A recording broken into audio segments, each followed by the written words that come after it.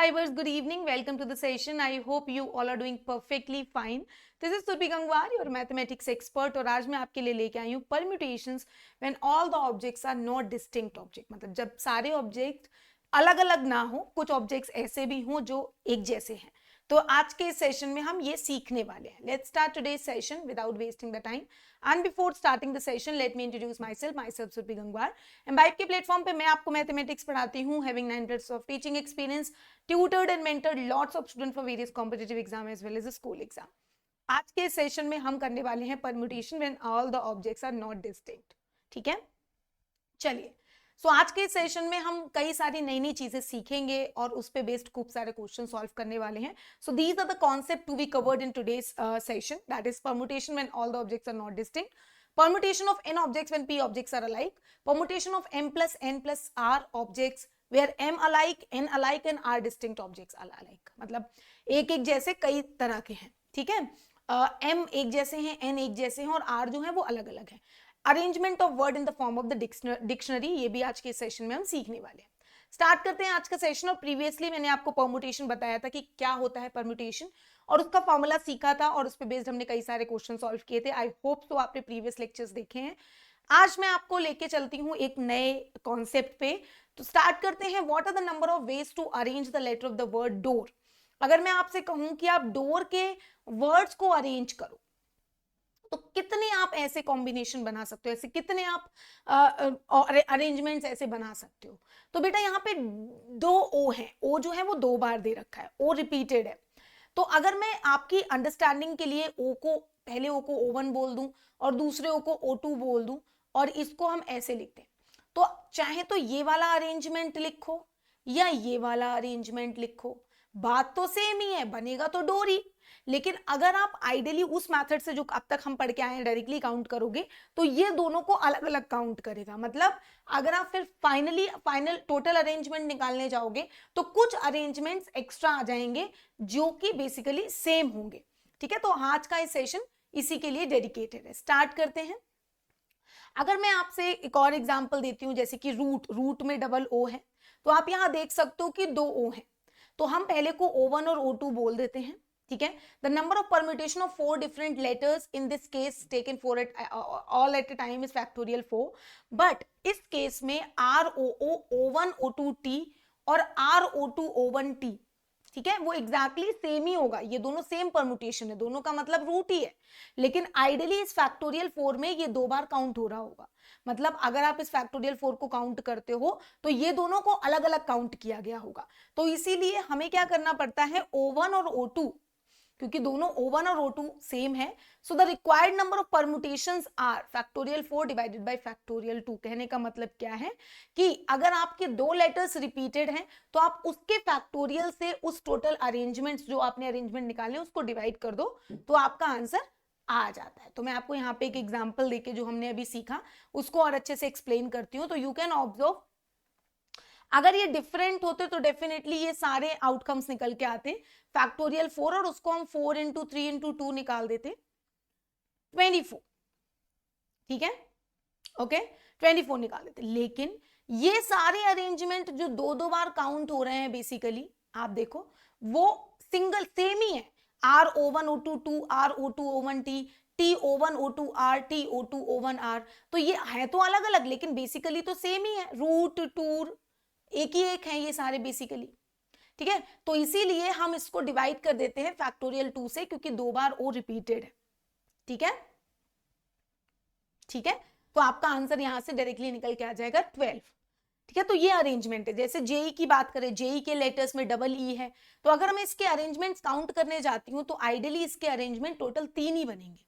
ठीक है, total 3 arrangement जो आपको यहाँ पे दिख रहे हैं वही बनेंगे. लेकिन अगर आप इसको फैक्टोरियल 3 से काउंट करने जाते हो तो 6 आ जाएगा. लेकिन 3 है क्योंकि दो बार ई रिपीटेड है, तो हम क्या करेंगे, इस फैक्टोरियल 3 को डिवाइड कर देंगे फैक्टोरियल 2 से और आपका आंसर फिर 3 ही आएगा. तो इस तरह से अगर कोई लेटर रिपीटेड है तो हम उसको इस तरह से सॉल्व करते हैं. ठीक है, जैसे कि नंबर्स के केस में भी ऐसा ही होता है. अगर मैं आपसे कहूँ 1 2 1 3 1, तो आप देख पा रहे हो कि यहाँ पे आपसे कहते हैं कि इसके जो नंबर्स हैं आपको अगर इन्हें अरेंज करना है, ठीक है, अगर आपको इन्हें अरेंज करना है, ठीक है, तो आप कैसे अरेंज करोगे? अगर आइडियली हम इसके बारे में बात करते हैं, यहाँ 3 3 होगा, नहीं 1 ही है, ठीक है। तो अब डिजिट्स आर, यहाँ पे 1 2 बार है, गलती से यहाँ 3 लिख दिया है। तो अगर हम काउंट करते हैं तो इन 5 को आपस में अरेंज करने के total number of veg will be factorial 5, और वंस को आपस में अरेंज करने के number of veg will be factorial 3। तो आपका आंसर होगा factorial 5 by factorial 3, that is 20। Factorial 5 by factorial 3 120 divided by आपका हो जाएगा 6, यानी कि 20 आपका निकल के आ जाएगा आंसर। तो इस तरह से हम काउंट करते हैं जब कोई लेटर, जब जो लेटर्स हैं, जो ऑब्जेक्ट्स हैं वो एक जैसे दिखते हैं। तो वही कहता है the number of permutation of n objects where p objects are alike are factorial n divided by factorial p, and the number of permutation of n objects where p1 objects are of the one kind, p2 objects are of the second kind and pr objects are of rth kind। तो हम उसको इस तरह से कर सकते हैं, factorial divided by factorial p1 factorial p2 up two factorial pr। ठीक है, सिंपल। चलो जी, अब similarly we can find the number of permutation of m plus n plus r objects where m objects are alike of type 1, n objects are alike of type 2 and rest r objects are different। तो number factorial m plus n plus r divided by factorial n factorial r, इस तरह से हम इसको solve कर पाएंगे। तो अभी एक एग्जांपल यहाँ पे लेते हैं, मैथमेटिक्स के लेटर्स को हमें अरेंज करना है। तो हम यहाँ देख पा रहे हैं m जो है वो 2 टाइम्स आ रहा है, a जो है वो 2 टाइम्स आ रहा है और t 2 टाइम्स आ रहा है। तो हमारा आ जाएगा factorial 11 divided by factorial 2 and factorial 2। तो आंसर ये निकल के आ जाएगा हमारे इस क्वेश्चन का। You can just check this, simple. ठीक है, अब आपके सामने एक क्वेश्चन है, the number of ways to arrange the letter of the word cheese are. Cheese के लेटर्स को अगर हम अरेंज करें तो कितने बनेंगे? तो चीज के बारे में अगर हम बात करते तो हैं कितने, 1 2 3 4 5 6, यानी कि फैक्टोरियल 6, और e 3 टाइम्स है तो हम इसको फैक्टोरियल 3 से डिवाइड कर देते हैं। तो 6 इंटू 5 इंटू 4 इंटू फैक्टोरियल 3 से लिख सकते हैं, डिवाइडेड बाय फैक्टोरियल 3 ऑलरेडी है। सो 30 इंटू 4 आपको यहां से मिल जाएगा 120। सो इसका आंसर आ रहा है 120। Total number of arrangements will be 120 only. तो जो रिपीटेड है उतने फैक्टोरियल से डिवाइड कर देना है, दैट्स इट, वेरी सिंपल। ठीक है, आगे बढ़ते हैं। The number of arrangements can be made out of the letter of the expansion a square b cube c to the power 4 when written in full। कितने expansion ऐसे बना सकते हैं? चलो सेम तरीका, टोटल काउंट करते हैं। 4 + 3 + 2 8, नहीं 9। ठीक है, अब तो आ जाएगा फैक्टोरियल 9। अब जो a है वो 2 टाइम्स आ रहा है, यानी कि फैक्टोरियल 2। जो b है वो 3 टाइम्स आ रहा है, यानी कि फैक्टोरियल 3। जो c है वो 4 टाइम्स आ रहा है, यानी कि फैक्टोरियल 4। खत्म कहानी, और आपका आंसर a निकल के आ गया इस क्वेश्चन।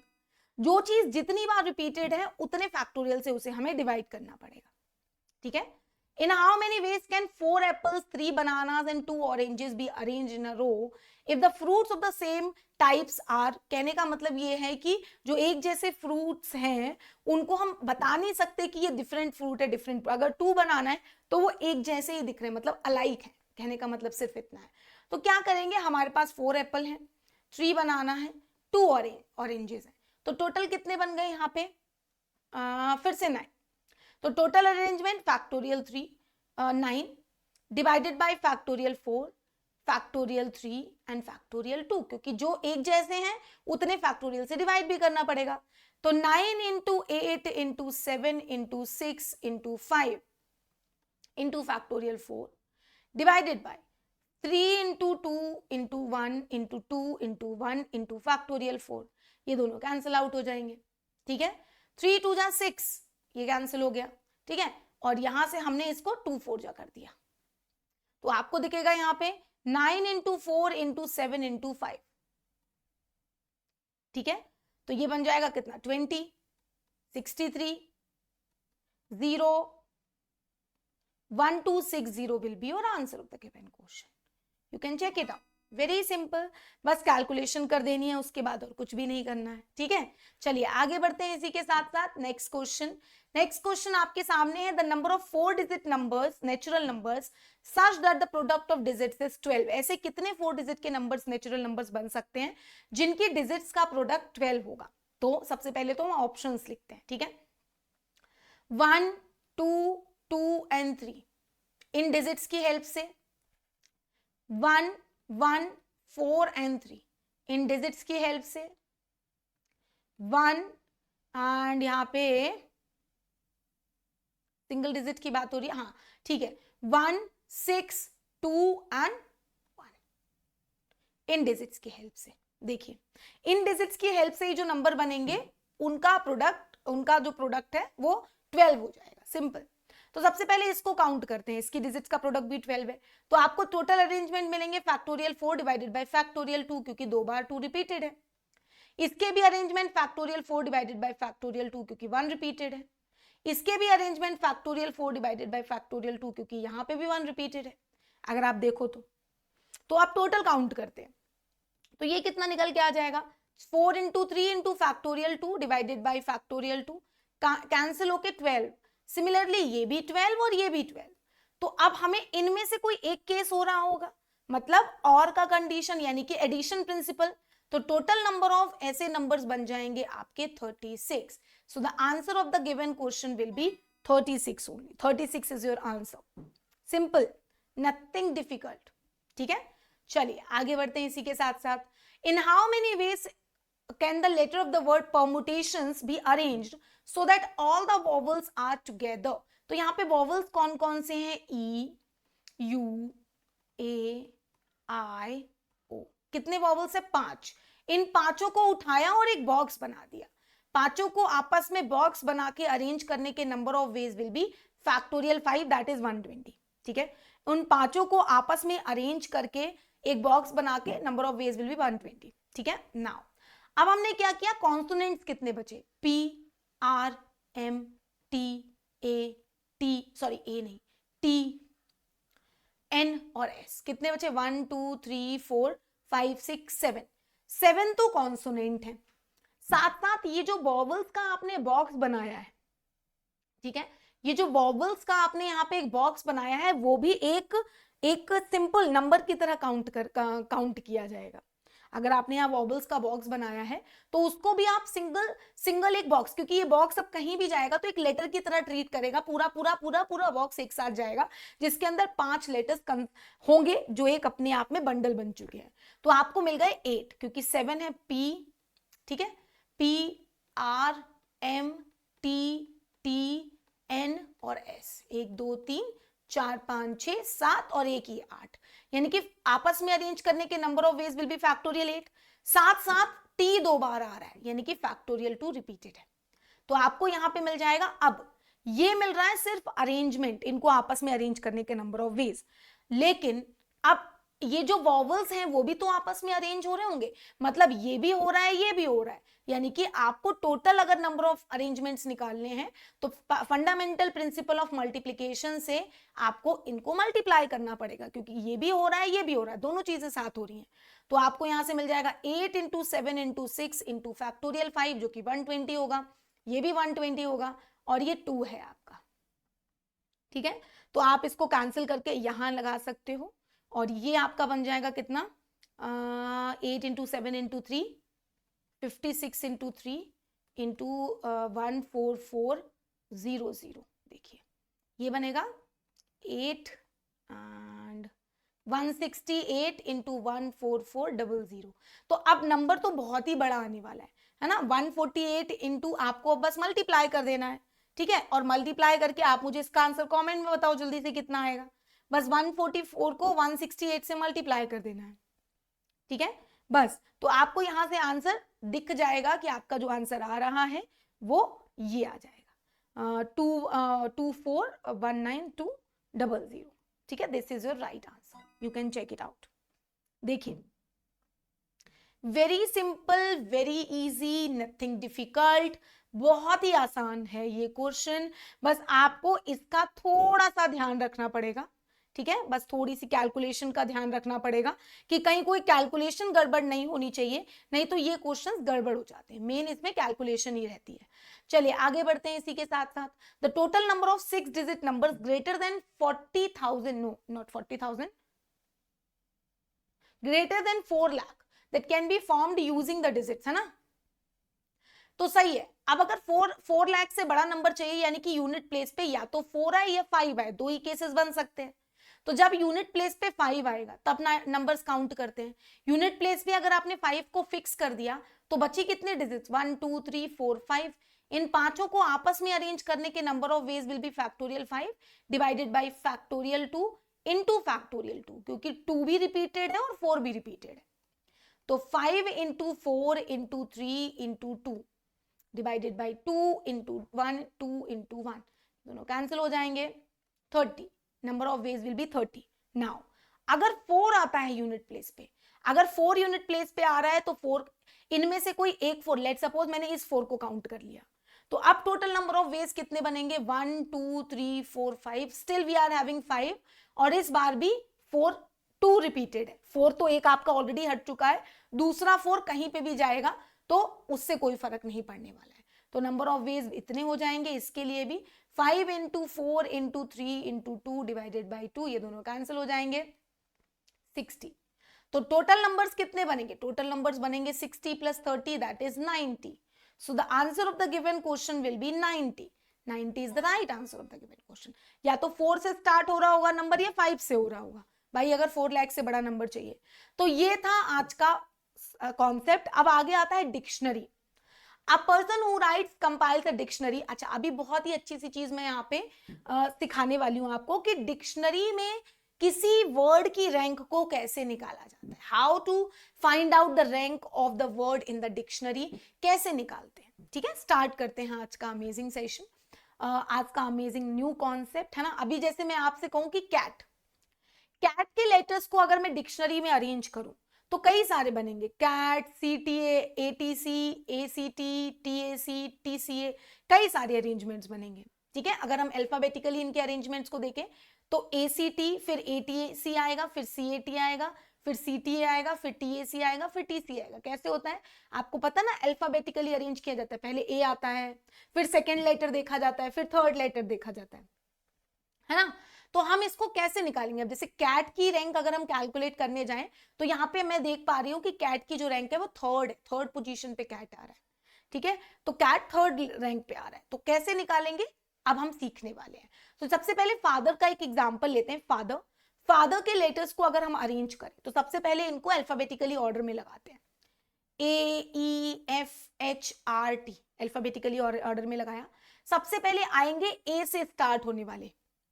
अब ए से स्टार्ट होने वाले कितने होंगे, ए की पोजीशन फिक्स कर दी पहली, बचे हुए 5, इन पांचों को आपस में अरेंज करने के number of veg will be factorial 5 that is 120। फिर आएगा ई से स्टार्ट होने वाले, तो ई से स्टार्ट होने वाले भी फिर से ई से कर दिया स्टार्ट, बचे हुए 5 लेटर्स AFHRT, उनसे स्टार्ट होने वाले टोटल 120। अब नेक्स्ट ए और ई खत्म हो चुका है तो अब बचता है आपका एफ।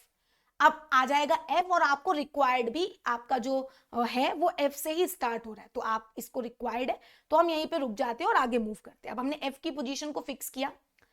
फिर आएगा सेकेंड लेटर, एफ को इससे मैंने हटा दिया तो अब मेरे पास है AEHRT। अब सबसे पहले ए आएगा क्योंकि अरेंजमेंट अल्फाबेटिकली में जब पहला फिक्स होता है तो सेकेंड की प्लेस को देखा जाता है। तो ए वाला FA, और आपको FA ही चाहिए तो FA ही चाहिए तो रिक्वायर्ड हो गया, तो अब हमने ए को भी हटा दिया। अब EHRT, अब आपके पास ये बचे, तो अब जो बनेंगे FA से स्टार्ट हो रहे होंगे वो कितने होंगे। सबसे पहले मैं देखूंगी FAE वाले कितने होंगे। तो जब मैंने ई की पोजीशन को थर्ड प्लेस पे फिक्स किया तो बचे 3, इन तीनों को आपस में अरेंज करने के number of veg will be factorial 3 that is 6। फिर आएगा FAH, एच की पोजीशन को फिक्स कर लिया, ERT बचा, इन तीनों को आपस में अरेंज करने के number of veg will be factorial 3 that is 6।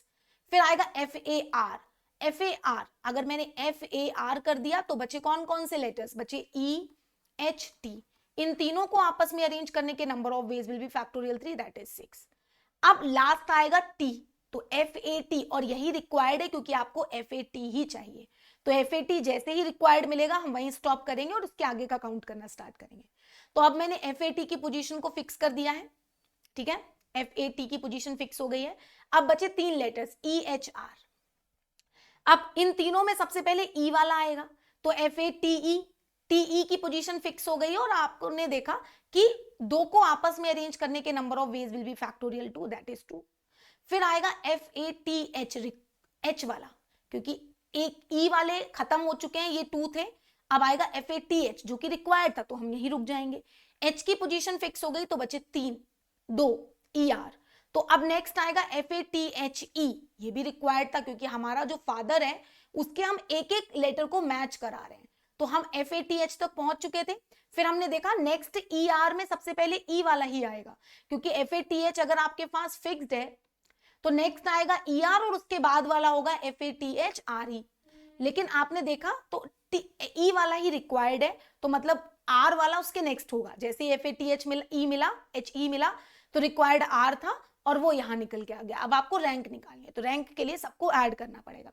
सबसे पहले 120 प्लस 120 प्लस 6 प्लस 6 प्लस 6, फिर आएगा 2, फिर आएगा 1 क्योंकि इसकी पोजीशन, तो आपके निकल के आ जाएगी फादर की पोजीशन इन द डिक्शनरी। इस तरह से हम डिक्शनरी में निकालते हैं रैंक। ठीक है, तो अब आपके सामने है कॉलेज। कॉलेज के कितने परमुटेशन अरेंजमेंट्स बनेंगे डिक्शनरी में, उसकी रैंक निकालनी है। तो सिंपल है, एक एक करके अरेंज करो। सबसे पहले इनको अल्फाबेटिकली लिख लो। ठीक है, अल्फाबेटिकली लिखो, फिर एक एक करके इसकी रैंक निकालो। Try this question by your own and जल्दी से ट्राई करो, उसके बाद मैं बताऊंगी कि कैसे करेंगे। अपने आप ट्राई करना है आपको इस क्वेश्चन को पहले। ठीक है, ट्राई ट्राई ट्राई, कोशिश करो, और उसके बाद अगर नहीं होगा तो I will explain this one. सबसे पहले तो इनको अल्फाबेटिकली अरेंज करो।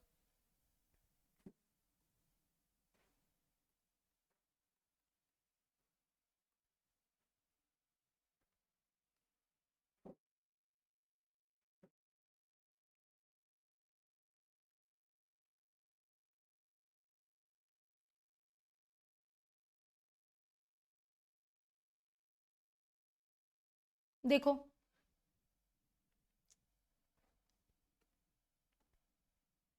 तो CEEGLLO यही अरेंजमेंट बन रहा है। देखो, CEEGLLO अब एक एक करके काउंट करना स्टार्ट करेंगे। सबसे पहले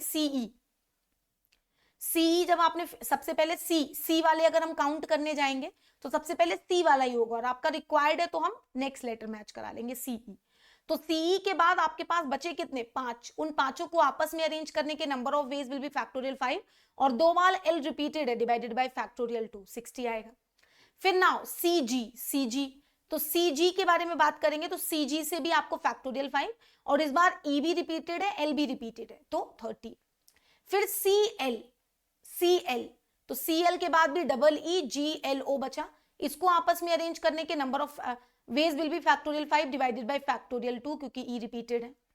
फिर COE, ठीक है, COE नेक्स्ट मिल जाएगा, CO नेक्स्ट मिलेगा CO, और आपको CO ही चाहिए था तो हम उसके नेक्स्ट वाला लेटर उठा लेंगे, दैट इज थर्ड में अब आपने CO ले लिया। अब जो लेटर्स बचे वो कौन कौन से थे, CO ले लिया, अब लेटर्स बचे EEGLLO। अब इसमें से नेक्स्ट E वाला ही आएगा तो COE, तो बचे कितने, EGLL, ये देखो ये बच रहे हैं। अब इनको आपस में अरेंज करने के number of veg will be factorial 4 divided by factorial 2। फिर COG वाले में भी फैक्टोरियल 4 डिवाइडेड बाय फैक्टोरियल 2 क्योंकि E रिपीटेड है और L रिपीटेड है। फिर COLE, फिर नेक्स्ट मिलेगा COL। जैसे ही मैच करा हम नेक्स्ट लेटर उठाएंगे E वाला। ठीक है, अल्फाबेटिकली चलेंगे। तो COL की पोजीशन फिक्स हो चुकी है। अब जो लेटर्स बचे वो है E, और अल्फाबेटिकली अगर मैं लिखूं तो G और L, तो इसमें से एक ही आपने फिक्स कर दिया, तो बचे कितने, EGL। तो EGL को आपस में अरेंज करने के number of veg will be factorial 3, that is 6। फिर COLG, अगेन EEL बचा, फैक्टोरियल 3 डिवाइडेड बाय फैक्टोरियल 2 यानी कि 3। नेक्स्ट आ जाएगा COLL, दोबारा L आएगा क्योंकि G के बाद L है। जैसे ही मैच किया हम दूसरा लेटर चेक करेंगे, फिर से L आ जाएगा। जैसे ही मैच किया दोबारा चेक करेंगे। ठीक है, E। ठीक है, तो ऐसे कर करके हम सारे चेक करते चले जाएंगे, एक एक करके सबकी पोजीशन को हम लिखते चले जाएंगे कि कहां से आपका यहाँ पे एक एक लेटर बन रहा है। ठीक है, तो अभी यहाँ पे देखो ये मिल चुका है आपको। ठीक है, G को अरेंज करने के number of veg will be 1।